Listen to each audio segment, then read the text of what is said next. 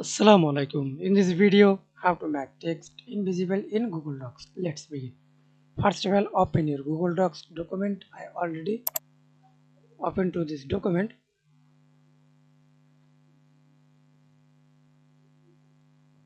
Select text.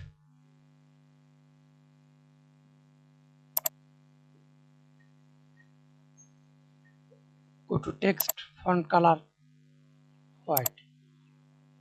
Click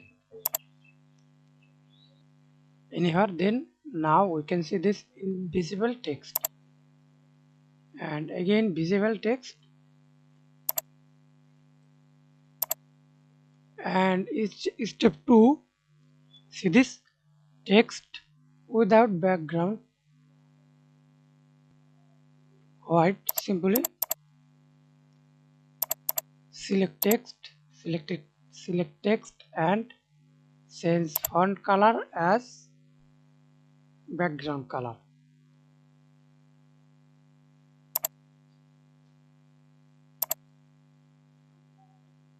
Press enter, save and close.